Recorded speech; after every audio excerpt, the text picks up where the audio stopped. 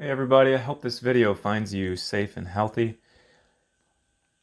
I think that no ceramics class is complete without the loading and firing of kilns, and sadly this semester is not going to allow for that. So I am going to try and document the firing process of my own kiln.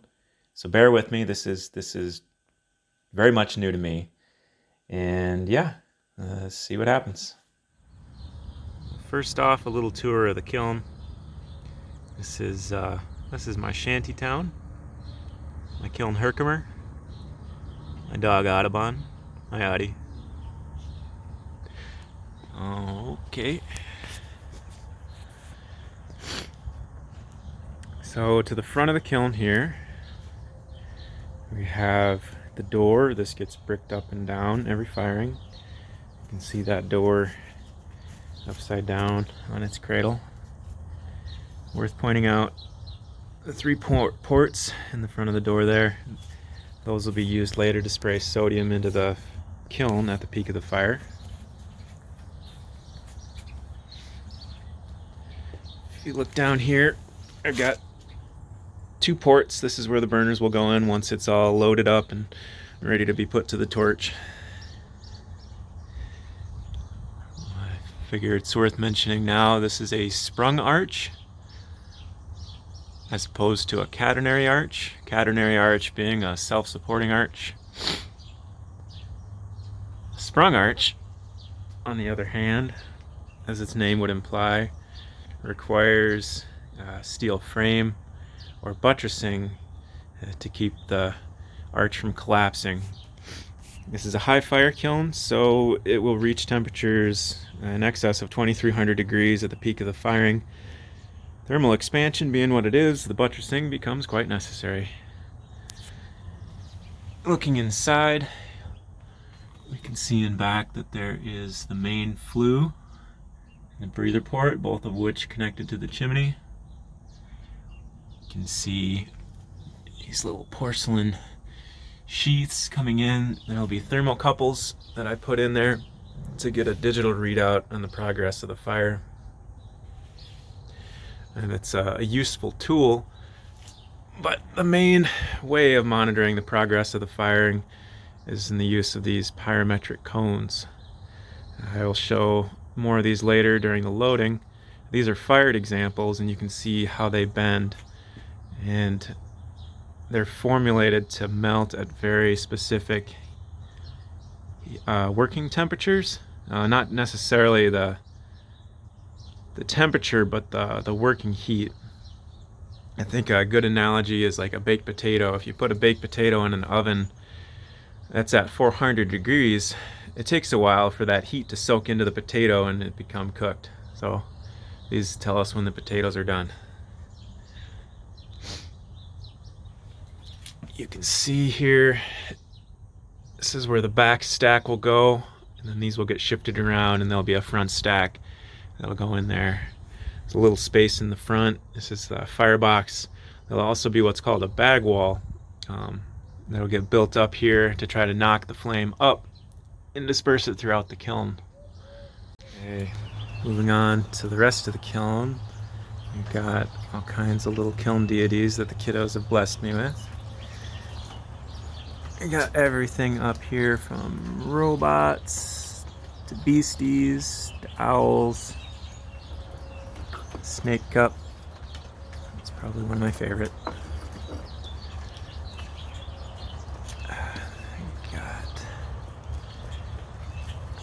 I like to think of this as a spiritual embodiment of my kiln. We got a little cup here. We make offerings to Herkimer for every firing.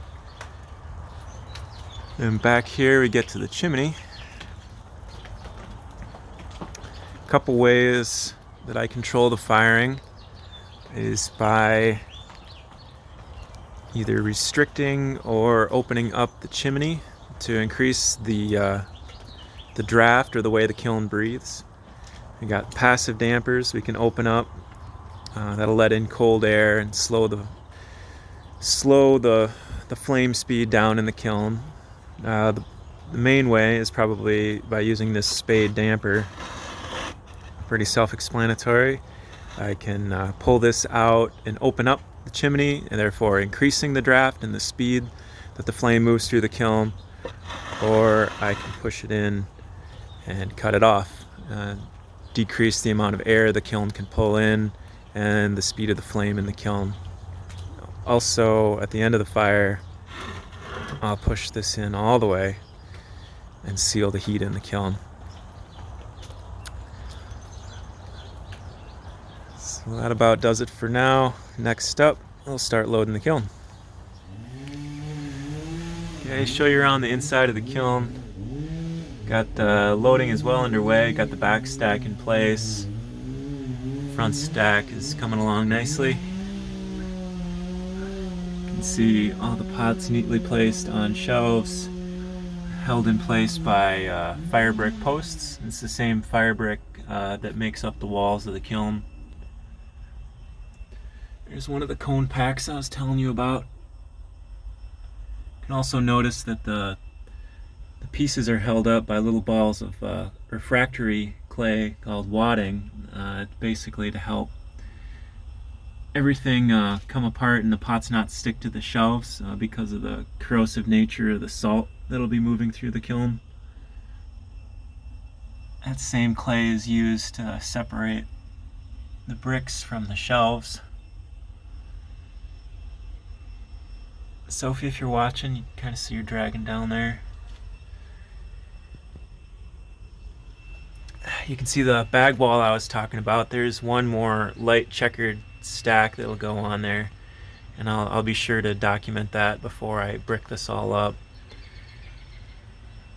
I like to have that in place as I'm loading, that way I can kind of see where the flame is going to go and load accordingly, essentially trying to paint with fire.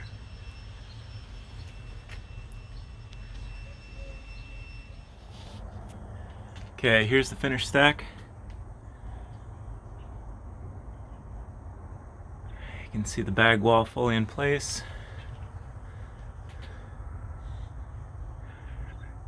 These are just kind of act as baffles to try to knock that flame up and into the kiln.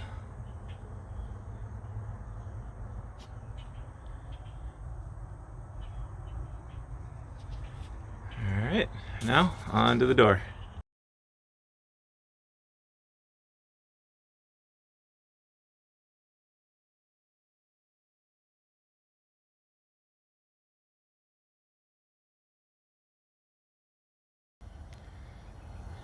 Okay, here you can see the burner assembly in place.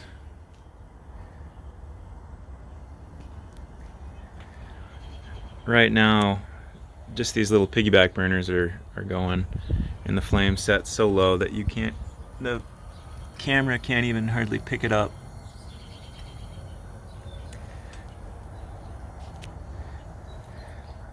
At school we could be turning the main burners on and getting on with the firing, but since I don't bisque fire my pots, meaning that the kind of pre-fire stage where we're heating them up in the electric kiln so that they're easier to handle and glaze.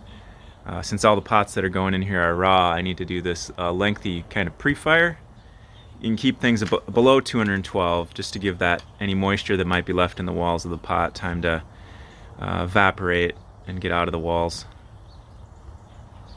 If I went too fast in this period, any moisture left in there would start to boil and steam above 212 degrees, and if that didn't have anywhere to go, then that would result in the pot blowing up.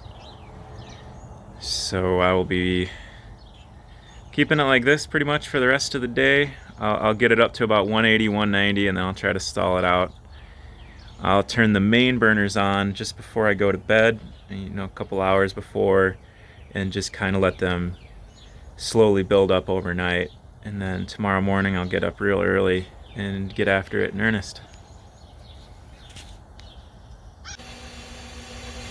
Okay, it's 7:30 the next day. Kiln is nearly there. Like I said, I don't exclusively go off this number. Mainly I'm looking in the kiln at the cones and the color The back pressure that I see in the kiln is one of the biggest indicators that I go by as far as how I have the kiln set.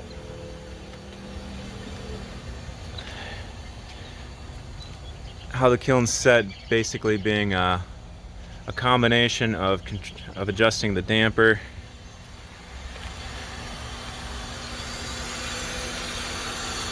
the amount of gas that I give to the burners, and the amount of air that I allow in through these squirrel cages.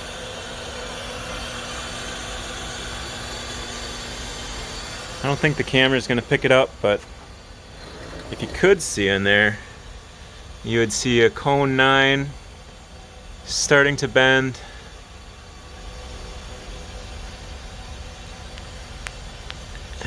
And it's hard to say, but it might be cone 10 starting to get soft. Anyway, next up, soda.